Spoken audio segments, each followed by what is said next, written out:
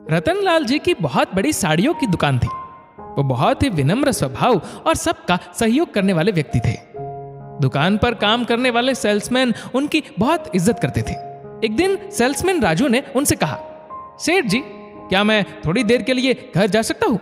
मुझे जरूरी काम है, फटाफट काम निपटा कर वापस आ जाऊंगा। उस दिन ग्राहक भी कम थे, तो रतनलाल जी ने कहा, हाँ तुम जाओ, लेकिन कोशिश करना जल्दी आने की। सेल्समैन वहां चला गया। उसके जाने के बाद रतनलाल जी वहां बिखरी साड़ियों को समेट कर रखने लगे। तभी दुकान में एक व्यक्ति आता है। सेठ जी को साड़ियां समेटते हुए देखकर उस व्यक्ति ने उन्हें सेल्समैन समझ लिया। रतनलाल जी ने उस व्यक्ति को विनम्रता पूर्वक नमस्कार किया और बैठने की ओर इशारा किया। दिखने में वह व्यक्ति बहुत ही अच्छे पद और अच्छे घर का लग रहा था। रतनलाल जी ने पूछा, बताइए किस तरह की साड़ियां दिखाओ आपको?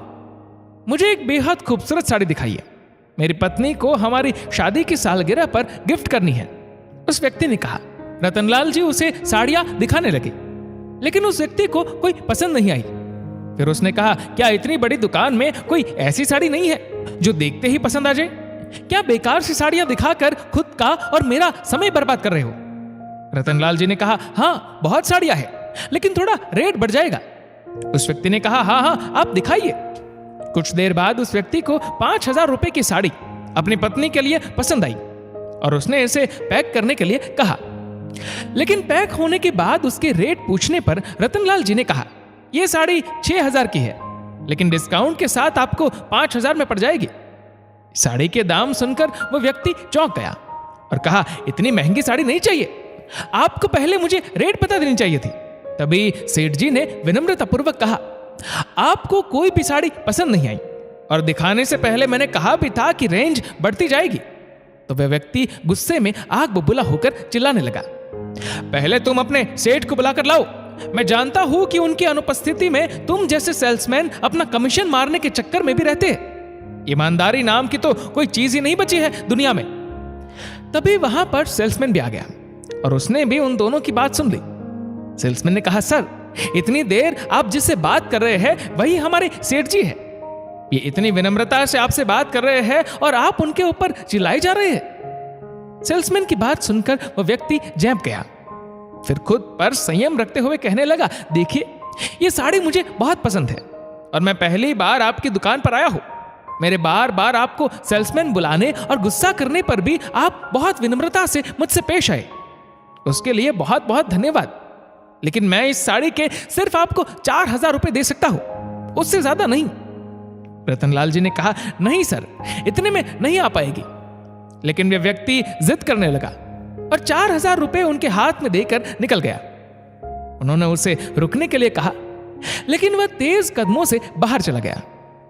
उसके जाने के बाद सेल्समैन ने देखा कि उस व्यक्ति का पर्स वहीं पर रह गया था और उसमें काफी सारे रुपए और उस व्यक्ति की आईडी थी। उसने वो पर्स रतनलाल को देते हुए कहा, देखिए सेठ जी, वह व्यक्ति जिद करके 5,000 की साड़ी हमसे 4,000 में लेकर चला गया। हमें इस चीज से कितना नुकसान होता, अब हम इसके पर्स से पैसे रख लेते हैं। रतनलाल ने कहा, नहीं, ये क्या कह रहे हो? भले ही वह व्यक्ति हमारा थोड़ा नुकसान करके गया है, लेकिन आज अगर हम उसके पैसे रख लेंगे तो खुद की नजर में गुनहगार बन जाएंगे। पता नहीं वो किस जरूरत में हो। नहीं सेठ जी, देखा नहीं वह कितनी बदतमीजी से आपसे बात कर रहा था, जबकि दिखने में अच्छे खासे घर का लग रहा था। आप जो भी कहे, लेकिन भगवान ने यह सब इसलिए किया ताकि हम हमारा पूरा पैसा ले पाए।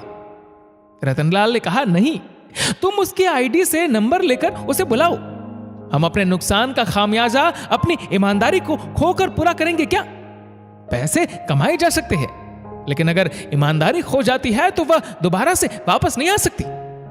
किसी भी परिस्थिति में ईमानदारी का दामन नहीं छोड़ना चाहिए। यह सुनकर सेल्समैन ने उस व्यक्ति को फोन मिलाकर बुलाया। थोड़ी देर बाद वह दुकान में वापस आया तो उसे उसका पर्स थमा दिया। अब उस व्यक्ति को अपने आप पर बहुत शर्मिंदगी महसूस हुई।